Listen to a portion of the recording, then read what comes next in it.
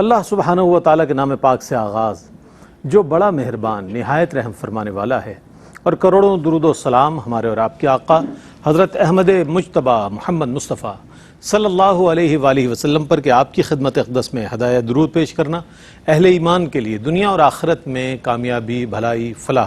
نجات اور بلندی درجات کا ذریعہ ہے۔ اللہم صلی علی سیدنا و مولانا محمد وعلی آل سیدنا و مولانا محمد مبارک وسلم۔ ناظرین محترم، السلام علیکم ورحمۃ اللہ وبرکاتہ۔ میں ہوں آپ کا میزبان محمد رئیس احمد اور پیش کیا جا رہا ہے پروگرام روشنی سب کے لیے۔ پیر منگل بدھ ہم آپ کی خدمت میں حاضر ہوا کرتے ہیں مختلف موضوعات کے ساتھ، اصلاحی موضوعات کے ساتھ، معاشرتی موضوعات کے ساتھ، انفرادی زندگی میں اصلاح کے حوالے سے جن جن چیزوں کی ضرورت ہے ان کو پیش نظر رکھا جاتا ہے۔ ان موضوعات کو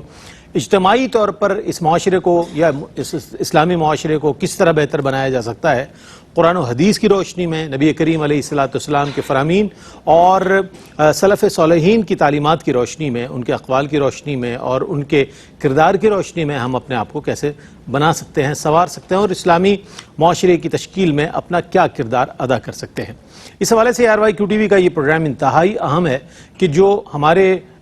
نجی موضوعات، ہمارے معاشرتی موضوعات، ہمارے درمیان پھیلے ہوئے جو مسائل ہیں ان کو پیش نظر رکھتے ہوئے ان موضوعات کا چناؤ کیا جاتا ہے۔ آج ہم بات کریں گے ملازمت کے اصول اور آداب کے حوالے سے۔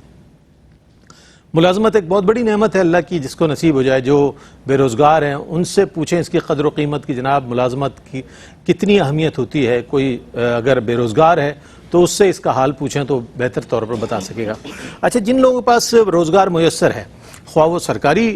ان کے پاس ملازمت ہے یا نجی وہ ملازمت رکھتے ہیں، جب ملازمت مل جاتی ہے اس کے بعد بے فکر ہو جاتے ہیں، جناب اب تو ملازمت مل گئی ہے، اب تو نوکری مل گئی ہے، ملازمت مل گئی ہے، اب ہمیں کسی قسم کی فکر کی ضرورت نہیں ہے، بس ایڈجسٹمنٹ کرنی ہے کس طرح کیسے اس کو ہم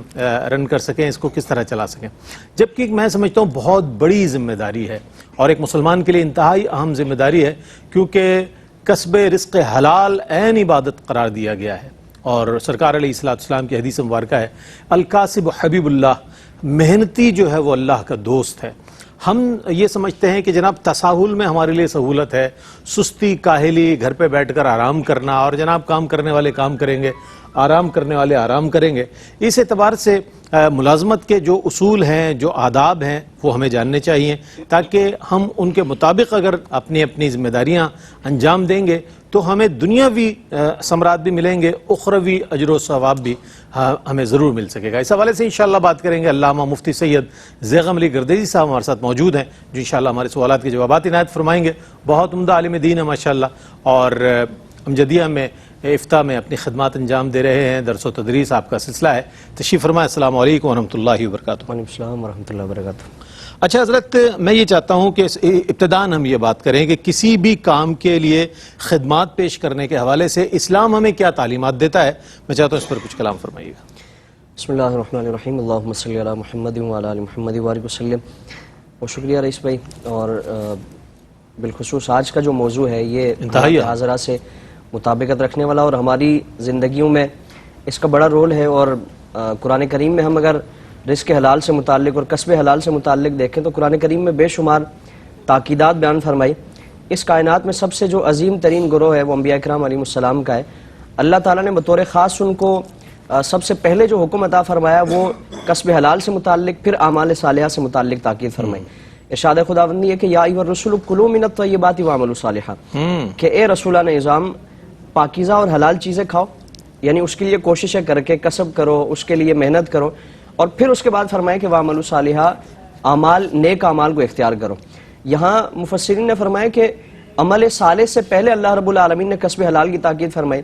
رزق حلال کو اختیار کرنے کی تاکید فرمائی۔ اس کی وجہ یہ ہے کہ جب انسان کسب حلال کرے گا، حلال اس کا رزق ہوگا،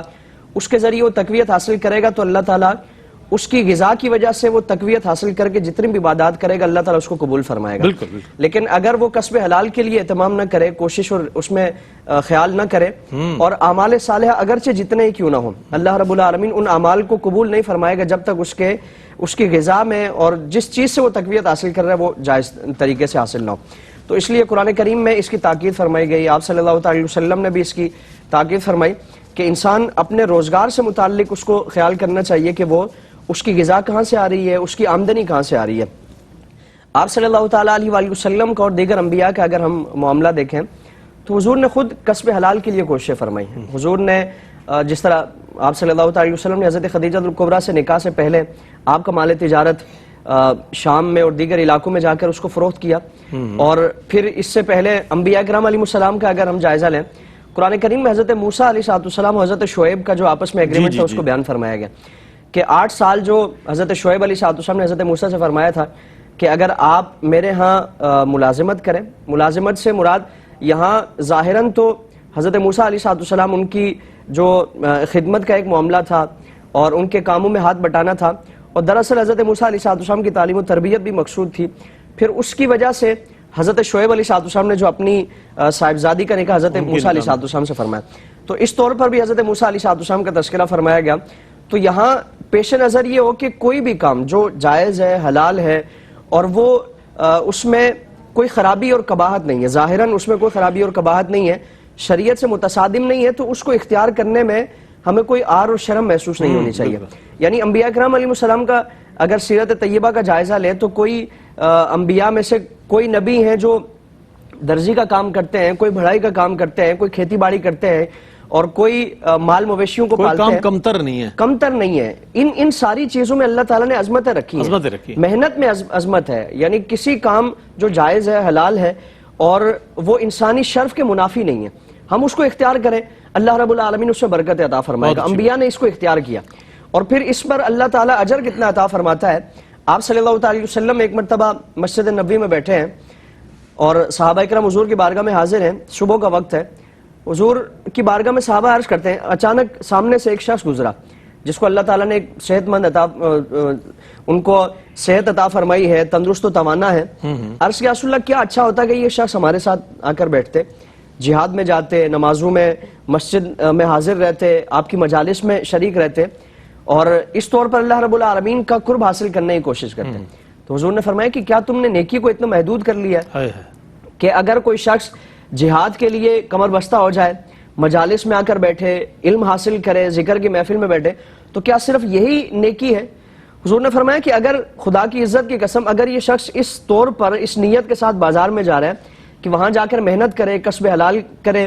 اور دوسروں کے سامنے دست سوال کرنے سے اپنے آپ کو بچائے, اپنے گھر والوں کو بچائے, اور ان کے لیے حلال کما کر لائے, تو اللہ تعالیٰ اس سے بھی جہاد کا ثواب عطا فرمائے گا. یعنی اگرچہ یہ جہاد میں میدان جنگ میں حاضر نہیں ہے, دشمنوں کا مقابلہ نہیں کر رہا, لیکن اللہ تعالیٰ اسے بھی اجر عطا فرمائے گا. لیکن فرمایا کہ اگر یہ شیطان کی پیروی میں ہے, یعنی دنیاوی مال کی ہرس میں ہے, لالچ و طمع میں ہے, اور جائز و ناجائز کی تفریق کیے بغیر اگر وہ مال کمانے کی ہرس میں ہے, تو فرمایا کہ وہ شیطان کے راستے پر ہے. تو ان بنیادی اصولوں کو یاد رکھا جائے کہ کاروبار میں, ملازمت میں, یا جو بھی ہم کسب حلال کے لیے کوششیں کرتے ہیں, وہ قرآن و سنت کی تعلیمات ہمارے سامنے ہو, انبیاء کرام علیہ السلام کا اسوہ ہمارے سامنے ہو, اور کوئی بھی اگر جائز کام کریں گے اللہ تعالیٰ اس میں برکت عطا فرمائے گا, اور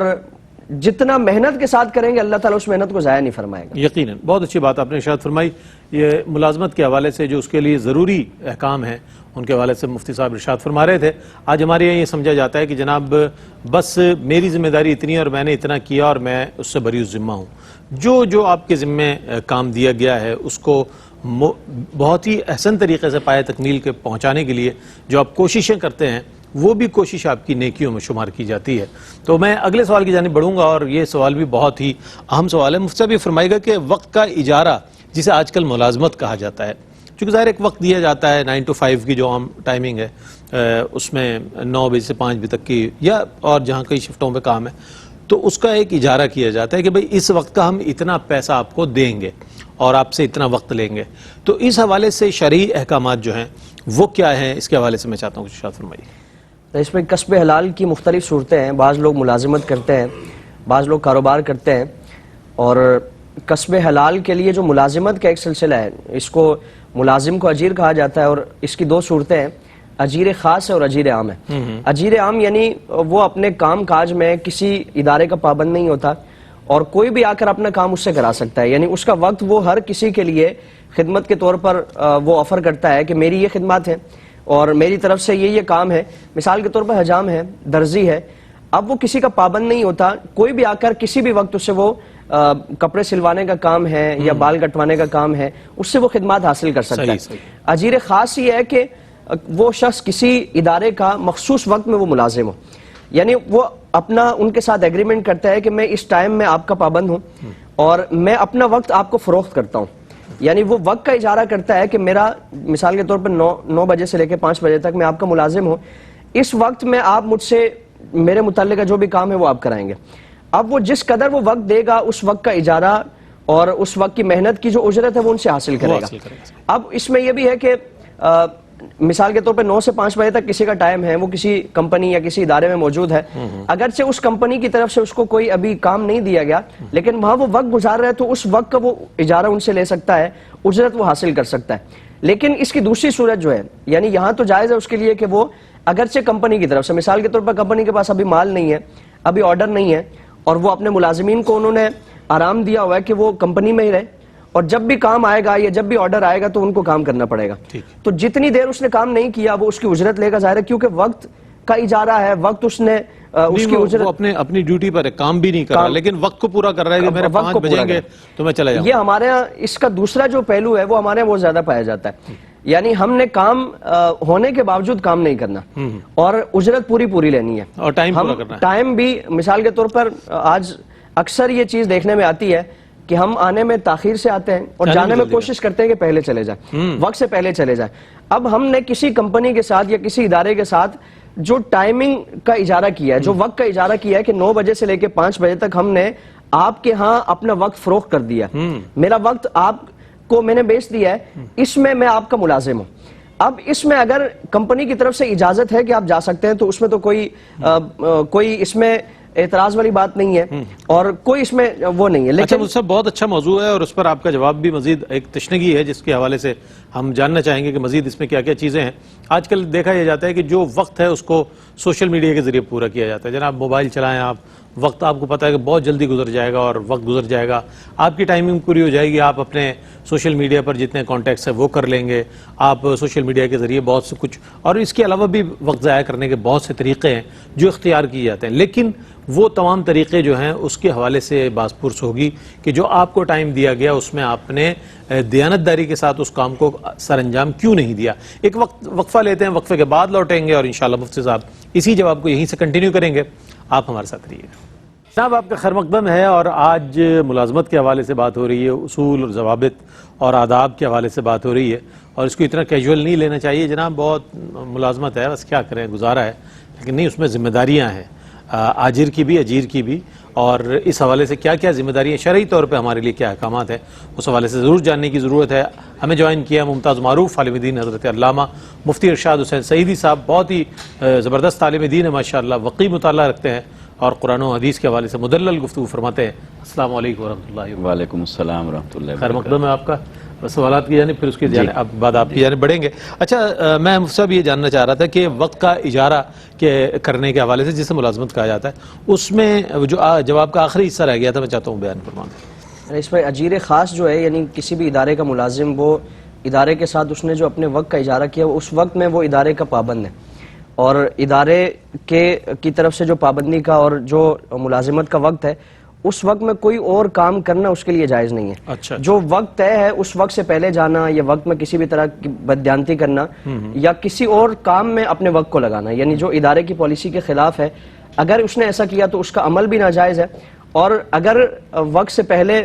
چلے جانا, وقت شروع ہونے کے کافی دیر بعد آنا, جس طرح اکثر مواقع پہ دیکھا جاتا ہے, اگر بیٹھ بھی گئے تو جناب اب اوور ٹائم جب سے شروع ہوگا تب سے کام شروع کریں گے. اوور ٹائم کا تو الگ سے ادارے کی طرف سے وہ سیلری دی جاتی ہے جو فکس اس کے لیے وقت ہے. اگر اس میں اس نے کوئی وہ بددیانتی کا مظاہرہ کیا تو اس میں اللہ رب العالمین کی طرف سے پکڑ ہے, یعنی اس کی اجرت بھی اس کے لیے لینا یہ جائز نہیں ہے. اب اس میں پھر 3 صورتیں بنتی ہیں. ایک تو یہ کہ دیہاڑی دار جو طبقہ ہے, مزدور ہے, اب مزدور کا کام اس کی مزدوری تک ہے, جو کام اس کو سونپا جاتا ہے وہ ختم کر گئے, چاہے وہ آدھے دن میں چلا جائے, پورے دن میں وہ اپنے کام کو کمپلیٹ کر لے.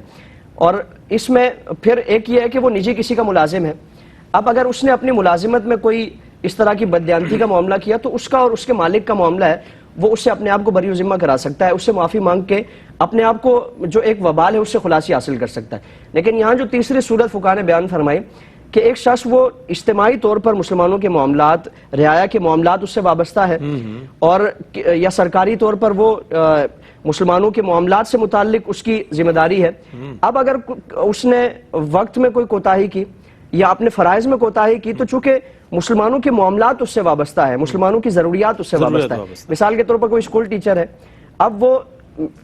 درجنوں بچے ہیں جن کی تعلیم اس سے وابستہ ہے، وہ اگر وقت پہ آئے گا، بچوں کو پڑھائے گا، تو وہ اپنے کام کو دیانتداری کے ساتھ کرے گا. اگر اس نے اپنے وقت میں کوتاہی کی، اپنے فرائض کی ادائیگی میں کوتاہی کی، تو یہ ریاست کا معاملہ نہیں ہے، یہ کسی ایک فرد واحد کا معاملہ نہیں ہے کہ افسران بالا سے اپنے آپ کو معاف کرا لے. جتنے افراد کے حقوق اس سے وابستہ تھے، منفیتیں اس سے وابستہ تھی، ضروریات اس سے وابستہ تھی، ہر ایک کا وہ حقوق العباد کا معاملہ ہے. تو اب اس پر لازم ہے، یعنی یہ تو مشکل ہو جائے گا کہ ایک ایک شخص سے جا کر وہ معافی مانگے. تو اس کام کی اجرت بھی اس کے لیے جائز نہیں ہوگی، اس ٹائم کی جو اس نے ٹائم دیا نہیں ہے. آج تو کسی کو اپنی جگہ بھیج دیا جاتا ہے یا چھٹیاں دی جاتی ہیں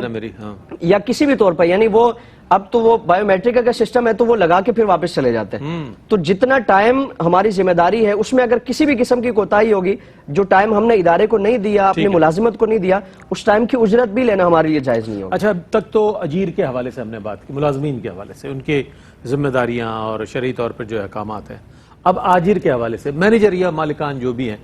ان کی اپنے ملازمین کے حوالے سے کیا کیا ذمہ داریاں عائد ہوتی ہیں، ان پر شرعی طور پر کیا احکامات ہیں؟ میں چاہتا ہوں اس پر آپ کچھ کلام فرمائیے. جی بہت شکریہ. دیکھیے، یہ جو ملازمت ہے، اسے آج کی اصطلاح میں تو ملازمت کہتے ہیں، امپلائمنٹ، مگر یہ کہ اجرت کے اوپر سروسز دینا، یہ ہمیشہ سے انسانی تاریخ کے اندر رہا ہے. ٹھیک ہے. لہٰذا جب سروسز دے رہے ہیں تو سروسز دینے والے کی بھی اپنی ذمہ داریاں ہیں، اور جو سروسز لینے والے ہیں ان کے لیے بھی الگ سے ذمہ داریاں ہیں، احکام ہیں شریعت مطہرہ کے. لہٰذا جس نے کسی انٹرپرینیور نے، کسی آرگنائزیشن نے، کسی فرد نے کسی کی سروسز کو ہائر کیا ہے، تو اس کو یوں لینا چاہیے کہ ایک تو اس پر لازم ہے کہ عقد اور ایگریمنٹ کے مطابق جو کچھ مراعات اور فیسلٹیز طے ہوئی ہیں وہ اس کو پوری دیانتداری سے ادا کرے، اس کی ادائیگی کے اندر تاخیر نہ کرے. جیسے کہ آقا علیہ السلام نے ارشاد فرمایا، معروف حدیث مبارکہ ہے کہ مزدور کی مزدوری اس کا پسینہ خشک ہونے سے پہلے ادا کرو. تو گویا اس میں وہ غیر ضروری تاخیر نہ کرے تاکہ اس کی جو ضرورت ہے وہ بر وقت پوری ہو، اور جس مقصد کے لیے وہ سروسز دے رہا ہے وہ اپنی ضروریات کی کفالت کر سکے. پھر اسی طرح آقا علیہ السلام کی سیرت مطہرہ سے جو چیزیں ہمیں ملتی ہیں، اس وقت چونکہ غلامی کا دور چل رہا تھا تو غلام تھے، اور آقا علیہ السلام نے جہاں غلاموں کے لیے خصوصیت کے ساتھ ارشادات فرمائے، تعلیمات دیں، وہاں یہ لفظ بھی حدیث مبارکہ میں وارد ہوا کہ جو کسی کے نیچے ہے، جو کسی کے تحت ہے، جو کسی کے ہاتھ میں ہے، جو کسی کے انڈر ہے، جیسے آج ہم سب آرڈینیٹس کہتے ہیں یا انڈر کہتے ہیں، تو اس کو بھی آقا علیہ السلام نے جنرلائز کر کے بیان فرمایا اور اس کی تنبیہ فرمائی کہ اگر کوئی لوگ تمہارے انڈر ہیں، تمہارے ماتحت ہیں اور تمہارے زیر حکم کام کر رہے ہیں، تو لازم ہے کہ ان کے ساتھ حسن سلوک سے پیش آیا جائے، لازم ہے کہ ان کو وہ کام دیا جائے جو ان کی جسمانی استطاعت کے مطابق ہو، اتنا وقت ان سے لیا جائے جتنا وقت ان کے لیے کام کرنا ممکن ہو. لہٰذا آجر کے لیے یہ لازم ہے کہ جہاں وہ اجرت دینے میں کسی قسم کی تاخیر نہ کرے اور اجرت دینے میں ظلم نہ کرے اور پوری اجرت دے، وہاں یہ بھی لازم ہے کہ وہ سروسز دینے والوں کو ایک ہیومن بینگ سمجھتے ہوئے انسانی سطح پر جو ان کے تقاضے بنتے ہیں، اخلاق کے، حسن سلوک کے، آرام کے، جسمانی صحت کے اور تکلیف سے بچانے کے، وہ بھی پابند ہے اس چیز کا کہ ان کو وہ انوائرمنٹ دے. یعنی ورکنگ انوائرمنٹ دینا، ہیلتھ کے مطابق انوائرمنٹ دینا، ان کی جسمانی استطاعت کے مطابق انہیں مشقت میں ڈالنا، اور ان سے اتنا وقت کے لیے کام لینا جتنا وقت طے ہوا ہے یا جتنا وقت اس کی صحت کے مطابق مناسب ہے. تو یہ آجر کے اعتبار سے اس کی ذمہ داریاں بنتی ہیں جو اس کے بنیادی تقاضوں میں شامل ہیں. اسی طرح حتیٰ کہ آقا علیہ السلام نے یہاں تک فرمایا کہ جس کو تم کوئی کام دو، اگر وہ کام مشقت والا ہے تو فرمایا اس کے ساتھ معاونت کرو، اس کی مدد کرو. کیا بات! تاکہ وہ جو کام دینے والا ہے اس نے تو صرف یا قلم چلایا یا زبان چلائی، یہ کر دو، یہ اتنی ٹائم میں مجھے کر کے دو، لیکن کیا وہ فیزیبل تھا یا نہیں تھا، کیا اتنے وقت میں اس کے لیے کرنا پوسیبل تھا یا نہیں تھا، تو آقا علیہ السلام نے فرمایا اس کی معاونت کرو، تاکہ جب تم اس میں تھوڑا بہت شریک ہوگے اس پروسیجر میں، اس کام میں، تو اندازہ ہو جائے گا کہ یہ کام کتنا مشکل ہے۔ تو گویا اسے اپنے اوپر بتانا چاہیے تاکہ آپ اس کی کیفیت اور حالت سے آگاہ ہو سکیں کہ وہ جو خدمات دے رہا ہے وہ کس حال میں دے رہا ہے۔ تو اس اعتبار سے جہاں ملازمین کی بہت زیادہ ذمہ داریاں بنتی ہیں کہ دیانتداری اور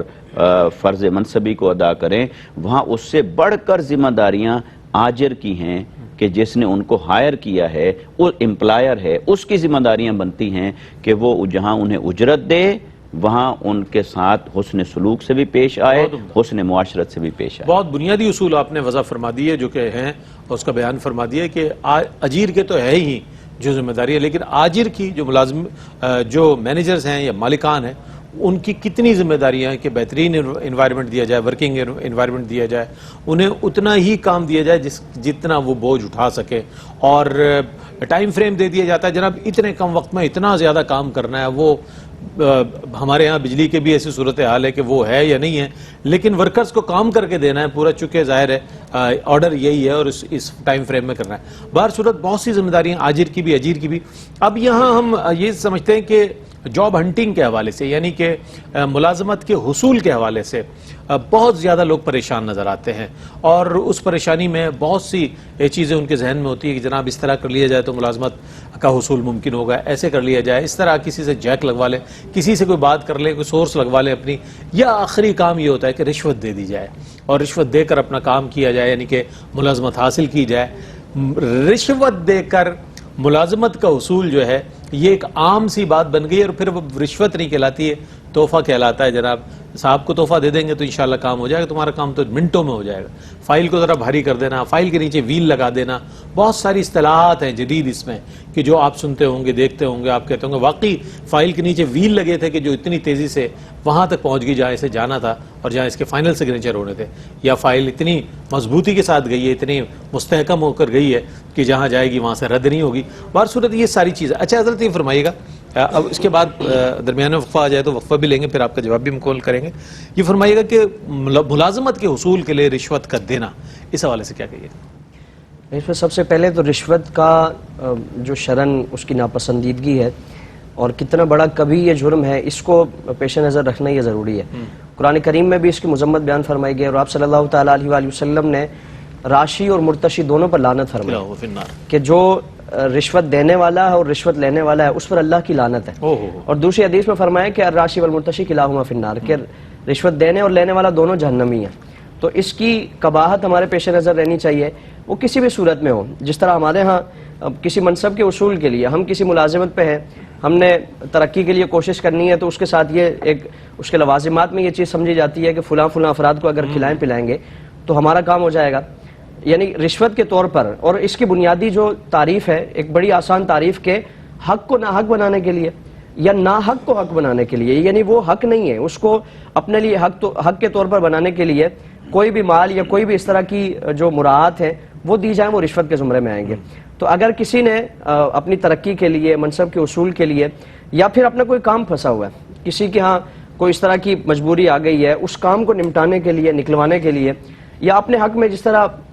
نظام عدل سے متعلق یہ چیزیں دیکھنے میں آتی ہیں کہ اپنے حق میں فیصلہ کرانے کے لیے وہ اس طرح کی چیزیں کی جاتی ہیں اور یہ راستے اختیار کیے جاتے ہیں۔ تو رشوت ہم دیکھیں کہ کسی بھی طرح سے اگر اس کی تعریف اس پر صادق آ رہی ہے تو دینے والا بھی جہنمی اور لینے والا بھی جہنمی ہے۔ اچھا ایک وقفہ لے لیتے ہیں۔ رشوت دینے والا اور رشوت لینے والا، الراشی والمرتشی کلاہما فی النار، یہ حدیث مبارکہ پیش کی مفتی صاحب نے۔ اس پر مزید بات کریں گے چونکہ اصلاحی پہلو ہے اس میں بہت سارے، اس پر کچھ کلام تشنا ہے۔ ایک وقفہ ہے، وقفے کے بعد لوٹتے ہیں، مجھے امید ہے آپ کو ہمارے ساتھ رہے گا۔ جی جناب، آپ کا خیر مقدم ہے۔ ملازمت سے متعلق بات ہو رہی ہے اور اس کے آداب اور اصول اور ضوابط، بہت ساری ذمہ داریاں، اس کے حوالے سے بات ہو رہی ہے۔ مفتی صاحب جواب مکمل فرما دیجیے۔ رئیس بھائی، رشوت تو ہر صورت میں ناجائز ہے، حرام ہے، اور اللہ اس کے رسول صلی اللہ علیہ وسلم کی نافرمانی اور ناراضگی کا باعث ہے۔ فقہا نے بعض اس کی استثنائی صورتیں لکھی ہیں کہ رشوت ان صورتوں میں بھی ناجائز و حرام ہوگی، لیکن اگر کوئی ایسی صورت آن پڑی ہے کہ اس کے بغیر چارہ نہیں ہے۔ مثال کے طور پر ایک ایسا معاشرہ یا ایسا رواج وہ پروان چڑھ گیا کہ اس کے علاوہ جائز طریقے سے جائز راستے سے اگر آپ اپنا حق حاصل کرنا چاہتے ہیں تو آپ کو حق نہیں دیا جائے گا, نہیں دیا جائے گا. یعنی آپ کسی بھی طور پر کوششیں کر لیں, پوری زندگی آپ کھپا لیں, لیکن آپ کو آپ کا حق نہیں دیا جائے گا. اور آپ جانتے ہیں کہ اگر میں اس طریقے کو اختیار نہ کروں تو میرے لیے کوئی راستہ نہیں ہے. مثال کے طور پر ملازمت کا اصول ہے, اب ہمارے یہاں اس چیز کو اتنا مشکل بنا دیا گیا, یا کسی بھی معاشرے میں اگر آپ کی قابلیت ہے اس عہدے کے لیے, اس منصب کے لیے, لازم تو آپ پہ یہ ہے کہ آپ اپنے لیے ہر جائز طریقے سے کوشش کریں اور ہر ممکن کوشش کر کے اپنے لیے وہ منصب حاصل کریں اگر آپ اس کے اہل ہیں. اور آپ یہ جانتے ہیں کہ آپ اگر اس منصب کے لیے کوشش نہیں کریں گے تو اس منصب پر نااہل لوگ آ جائیں گے, اور نااہل لوگ اس پر قابض ہو کر جو عوام سے متعلق معاملات اور مسائل اس سے وابستہ ہیں وہ عوام کے جو حقوق ہے اس کو مجروح کریں گے, اس کی پامالی کریں گے. تو کوشش آپ پر لازم ہے کہ آپ اس عہدے کے تقدس کی بحالی کے لیے, یعنی اس پر اہل افراد کو فائز کرانے کے لیے اگر آپ اہل ہیں تو آپ کوشش کریں. جائز طریقے سے کوشش کی جائے گی, لیکن اگر جائز راستے ہر ممکن اس کی یہ کوشش کی گئی, کوئی اس کے لیے راستہ ہی نہیں نکل پاتا, تو پھر اب فقہا نے اس کی یہ صورت بیان فرمائی کہ یعنی اگر اس کام کے لیے, یعنی آپ کو یہ اندیشہ ہے کہ اگر میں نے کوشش نہ کی, اگر میں نے اس ناپسندیدہ راستے کو اختیار نہ کیا تو پھر اس عہدے پر نااہل افراد قابض ہو جائیں گے اور اس کی وجہ سے اس عہدے کا تقدس پامال ہوگا. تو پھر اس صورت میں یہ اجازت ہے کہ جو اس کام کے لیے کوشش کرنے والا ہے وہ اس طریقے کو, یعنی ناپسندیدہ طریقہ جو اس کو اختیار کر لے, اس پر یعنی کام وہ ناجائز ہی ہے, کام وہ حرام ہے. ہر آدمی اپنے آپ کو اہل سمجھتا ہے نا, یہاں تو نہیں, یہ تو بندہ وہ کیا کرے گا جو میں کر دوں. اللہ رب العالمین کی بارگاہ میں تو مواخذہ ہے نا. اللہ تو ہماری قابلیت بھی جاننے والا ہے, ہمارے احوال جاننے والا ہے, ہماری نیتوں کو جاننے والا ہے. اب کس کی کیا نیت ہے اور وہ کیا واقعتاً ایسا ہے یا اپنا معاملات سیدھے کرنے کے لیے وہ اس طرح کا کام کر رہا ہے, اب اس پر گناہ نہیں ہے, یعنی کام تو وہ ناجائز ہی ہے, وہ حرام ہی ہے, لیکن اس کو مجبور کیا گیا. جس طرح قرآن کریم میں اضطراری حالت میں حرام چیزوں کو اختیار کرنے کی بھی اجازت دی گئی, لیکن وہ اضطراری حالت اگر ایسی کیفیت ہے تو پھر اس کے لیے اجازت ہے. یہاں اس کے لیے گناہ نہیں ہوگا اس عمل پر, لیکن جو لینے والا ہے چونکہ وہ با اختیار ہے, وہ تو اختیار سے لے رہا ہے نا, کہ اس کے پاس اختیار ہے کہ وہ نہ لے اور جائز طریقے سے اس کا کام وہ کر دے, اس کی فائل آگے پہنچا دے. اب فرمائیں کہ اس کے لیے دگنا گناہ ہے. ایک تو یہ کہ وہ رشوت کا لینے کا مرتکب ہو رہا ہے, یہ اس کے لیے گناہ ہے, اور دوسرا وہ ایک اہل شخص کو جو جائز طریقہ نہیں ہے, جائز راستہ نہیں ہے, اس کے اختیار کرنے پر مجبور کرنے کا اور اس کو اختیار کرنے کا باعث بن رہا ہے. تو دگنا اس کے لیے گناہ ہے, اور جس طرح آپ صلی اللہ علیہ وسلم نے اس پر لعنت فرمائی ہے, تو اس عمل کی قباحت پیش نظر رہنی چاہیے کہ یعنی کسی بھی صورت میں اس کی اجازت نہیں ہے. اگر استثنائی صورتیں ہیں, اضطراری صورتیں ہیں, اس کے علاوہ کوئی چارہ ہی نہیں ہے, ممکن صورت ہی نہیں ہے, تو پھر اس کو ناپسند ہی سمجھتے ہوئے, اس کو حرام ہی سمجھتے ہوئے اگر اس کا ارتکاب کیا جائے گا تو اس پر گناہ نہیں ہے. ٹھیک ہے. اچھا حضرت, خلاف شرع کاموں کے حوالے سے اس کا اجارہ یا وہ کام کے جو ناپسندیدہ کام ہے ان کے حوالے سے پھر اس میں ہمارے جو نقصانات ہیں اور مذہبی حوالے سے جو اس کے لیے تاکیدات ہیں وہ کیا ہے, میں چاہتا ہوں کوشش کرتا ہوں. ہاں دیکھیے, جب بھی کہیں یہ سروسز دینے اور لینے کا معاملہ ہوتا ہے,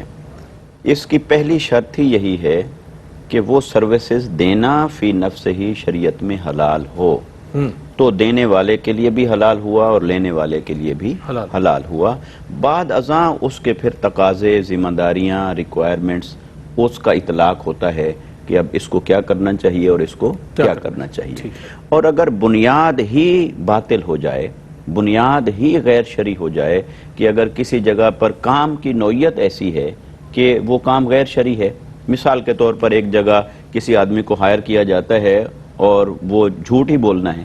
بددیانتی ہی کرنی ہے, کسی کو نقصان ہی پہنچانا ہے, کسی پر ظلم ہی کرنا ہے, کسی کی حق تلفی کرنی ہے, حدود اللہ کی خلاف ورزی کرنی ہے, اگر اس طرح کے کسی کام کے لیے کسی کو ہائر کیا جا رہا ہے تو وہ ہائر کرنے والا بھی گناہگار ہے اور جس نے اپنی سروسز دیں وہ بھی گناہگار ہے. اور یہ فی نفس ہی جو اجارہ ہوا یہ جائز میں نہیں آئے گا, یہ ناجائز ہے, یہ باطل ہے, یہ حرام ہے. یہ اس کی نوعیت کے اعتبار سے ہوگا کہ آگے کام کی نوعیت کیا ہے, وہ سروسز کی نوعیت کیا ہے. اگر وہ مکروہ کے درجے پر ہے تو یہ اجارہ مکروہ ہوگا, وہ حرام کے درجے پر ہے تو یہ حرام کے درجے پر ہوگا, اور اگر وہ قطعی حرام ہے تو یہ بھی قطعی حرام ہو جائے گا اجارہ کرنا ایسے معاملے کے اندر. لہٰذا جہاں بھی جب جاب تلاش کرنی ہو یا کوئی آدمی ہے اس نے کسی کو ہائر کرنا ہے, تو صاف ذرے دونوں اگر کلمہ پڑھتے ہیں، اللہ اور اس کے رسول صلی اللہ علیہ وسلم پر ایمان رکھتے ہیں، تو ان دونوں کے لیے لازم ہے کہ کسی حرام کام کے اوپر آپس میں معاہدہ نہ کریں۔ اور ایک بات اور رہ گئی تھی میرے پچھلے سوال کے جواب میں اس کو ایڈ کرنا چاہتا ہوں، اور وہ ریلیونٹ بھی ہے اس کے، وہ یہ کہ یہ جو آجر ہے وہ اگر ایگریمنٹ کے اندر یہ شرائط لگا دیتا ہے کہ جی میں آپ کی سروسز تو ہائر کر رہا ہوں، یہ آپ کی ذمہ داریاں ہیں، یہ جاب ڈسکرپشن ہے، اس کے اندر اس نے جو اللہ کی اطاعت کے معاملات آنے والے تھے اس کے لیے اس نے پابندی لگا دی۔ مثلا نماز کا وقت ہے، اب نماز فرض ہے تو نماز کا اہتمام ہونا چاہیے۔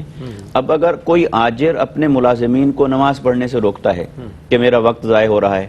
مجھے اس وقت کے بدلے میں پھر آپ الگ سے وقت دیں، اوور ٹائم دیں، یہ غلط ہوگا، یہ شرط باطل ہوگی، کیونکہ جہاں اللہ کی اطاعت آ جائے گی وہاں بندوں کی اطاعت کسی طور پر بھی نہیں کی جائے گی، بندے کی اطاعت وہاں پر ختم ہو جائے گی۔ اسی طرح اگر حج ہے، روزے ہیں،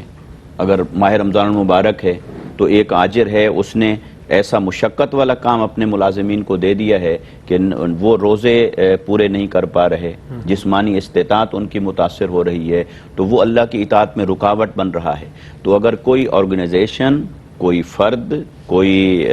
آجر اپنے ملازمین کو اللہ کی اطاعت کے راستے میں روکتا ہے تو یہ بھی اجارہ ناجائز ہو جائے گا، اور ان لوگوں کو چاہیے کہ وہ وہاں پر کام نہ کریں، کوئی اور جاب تلاش کریں گے۔ تو لہٰذا اس میں جو اہم رول آ جاتا ہے وہ یہ بات میں بارہا کہتا ہوں کہ اسلام در حقیقت اسٹیٹ کا ریلیجن ہے، یہ محض ایک فرد کا ریلیجن نہیں ہے کہ ایک فرد نے کلمہ پڑھا اور وہ پورے اسلام کے اوپر عمل کر لے، ایک سوسائٹی میں رہتے ہوئے اور ایک معاشرے میں رہتے ہوئے۔ اس میں کچھ انفرادی احکامات اور ذمہ داریاں ہیں، کچھ اجتماعی احکامات اور ذمہ داریاں ہیں۔ ان اجتماعی احکامات کا اطلاق، اس پر عمل درآمد کروانا، اس کا نفاذ، وہ ریاست کی ذمہ داری ہوتی ہے۔ لہٰذا جب ریاست اپنا کردار ادا کر رہی ہوگی تو وہ ایسے آرگنائزیشنز کو، انٹرپرینیور کو یا آجر کو یا ایسے اداروں کو یا ایسے مالکان کو وہ قانون کے شکنجے میں لے کر آئے گی کہ آپ اپنے ملازمین سے کوئی غیر شرعی کام تو نہیں کروا رہے، ان سے کوئی خلاف شریعت امور کی انجام دہی تو نہیں کروا رہے، ان کو فورس تو نہیں کر رہے، یا ان کو ایسا کوئی ماحول تو نہیں بنا کے دے رہے کہ آپ کا کام تو چل رہا ہے، پیسہ تو آپ کے پاس آ رہا ہے لیکن ان کا ایمان تباہ ہو رہا ہے۔ لہٰذا اس میں ریاست کا رول آتا ہے کہ ریاست ایسی چیزوں کی روک تھام کرے۔ اس لیے قرآن مجید نے جہاں امر بالمعروف اور نہی عن المنکر کی بات کی، اس کا ایڈریس جہاں مسلمانوں کو انفرادی طور پر کیا ہے، وہاں مسلمانوں کو اجتماعی طور پر بھی فرمایا ہے کہ امر بالمعروف کو قائم، معروف کو قائم کرو اور منکرات کو روکو۔ تو لہٰذا یہ جب سروسز دینے اور لینے کی بات آئے گی، اس میں بھی حلال سروسز دی جائیں گی اور اس کے بدلے میں آنے والی روزی حلال ہوگی۔ اگر کوئی سروسز ایسی دے رہا ہے کہ جو شریعت میں حرام کا درجہ رکھتی ہیں تو لہٰذا اس کی روزی بھی حرام ہوگی، وہ اجارہ اور عقد بھی حرام ہوگا، وہ سروسز بھی حرام ہوگی۔ اچھا، یہ اس کو اگر دیکھا جائے ایک کسی مسلمان ملک میں اور کسی مسلم سٹیٹ میں، مسلم سوسائٹی میں رہتے ہوئے دیکھا جائے تب اس کے احکامات تو یقیناً اسی طرح ہیں، لیکن اگر ہم اسی کو ایک نان مسلم سوسائٹی کے اندر رکھ کے دیکھیں، بہت سارے ہمارے مسلمان بھائی جو یورپ میں یا کسی اور جگہ کام کرتے ہیں، سروسز دیتے ہیں، اب وہ وہاں جب سروسز دے رہے ہیں تو ان کا جو انٹرپرینیور ہے، جو آجر ہے، جو ان کا امپلائر ہے، وہ امپلائر نان مسلم ہے، اور جب وہ نان مسلم ہے تو وہ اپنے مطابق تجارت کر رہا ہے، وہ اپنے مطابق اپنے ادارے کو چلا رہا ہے، تو اس میں بہت ساری چیزیں ایسی آ جاتی ہیں تو وہاں کے احکامات پھر مختلف ہو جاتے ہیں۔ تو لہٰذا مسلم ممالک میں ریاست کا کردار بہت اہم ہے کہ تمام چیزوں کو اسلامی تعلیمات کے مطابق رکھے۔ میں بہت شکریہ ادا کروں گا مفتی صاحب، آپ تشریف آوری کا۔ مفتی صاحب آپ تشریف لائے، ماشاءاللہ بہت عمدہ کلام فرمایا۔ ناظرین محترم، مفتی صاحب نے جو دو باتیں ارشاد فرمائی آجر کے حوالے سے کہ اگر آجر آپ کو نماز کے وقفے کا وقت دیتا ہے اور اس کا بعد میں وقت لیتا ہے تو یہ اس کے لیے، لیکن یہاں پر یہ دیکھا جاتا ہے کہ اگر وقت نماز کا دیا گیا ہے تو نماز کا بھی وقت ہوتا ہے، کھانے کا بھی وقت ہوتا ہے، اور کم و بیش وہ گھنٹے کا وقت ہوتا ہے، 1 گھنٹے کا وقت ہوتا ہے، لیکن 3 گھنٹوں پر محیط ہو جاتا ہے۔ یہ بھی دیکھا گیا ہے کہ جس میں جناب اب تو چونکہ کھانے کا وقفہ ہے تو کھانا 1 گھنٹہ چل رہا ہے، پھر نماز کا وقفہ ہے تو آدھا گھنٹہ نماز اور آدھا گھنٹہ آرام، تو اس طرح 2-2.5 گھنٹے آرام سے اس میں صرف ہو جاتے ہیں اور ڈیوٹی آورز جو ہیں ان کے وہ پورے ہونے لگتے ہیں. اسی طرح رمضان المبارک کے حوالے سے مفتی صاحب نے فرمایا کہ رمضان میں بھی ریلیکسیشن ملتا ہے, لیکن اس سہولت کو بھی پھر یہ سمجھا جاتا ہے جناب ہم تو روزہ کیا کام کریں, کیا اس میں کام بھی کریں, ایک تو روزہ رکھا ہوا ہے, ایک تو گرمی ہوئی ہے, اوپر سے آپ کام کا لوڈ ڈال رہے ہیں. تو یہ بھی ایک سلسلہ دیکھنے میں آیا. بہر صورت اور ایک اور بھی صورت وہ یہ ہے کہ اگر کوئی ملازم ہے اور اس کا کوئی فیسیلیٹیٹر ہے, کوئی سہولت کار ہے کہ جو اس کو ریلیکسیشن دیتا ہے اور اس سے اس کی سیٹنگ ہے کوئی بڑی مختلف ٹائپ کی, تو وہ اس کو سہولت دے رہا ہے, تم گھر بیٹھے تنخواہ تمہیں مل جائے گی, ہم دیکھ لیں گے یہاں پر. تو یہ بھی بہت قابل غور بات ہے کہ اداروں میں جس طرح مختلف ہم دیکھتے ہیں, نجی اداروں میں, سرکاری اداروں میں اس وقت اس نوعیت کی بہت سی چیزیں نظر آتی ہیں. اس پر بھی بات کریں گے. کل انشاءاللہ آپ کی خدمت میں حاضر ہوں گے. کل تک کے لیے اپنے میزبان محمد رئیس احمد کو اجازت دیجیے. اللہ حافظ. ناظرین, اگر آپ ایسی ہی مزید ویڈیوز دیکھنا چاہتے ہیں تو ہمارا ARYQ-TV کا چینل سبسکرائب کیجئے اور بیل آئیکن کا بٹن دبانا نہ بھولیے تاکہ آپ سے کوئی پسندیدہ پروگرام مس نہ ہو جائے.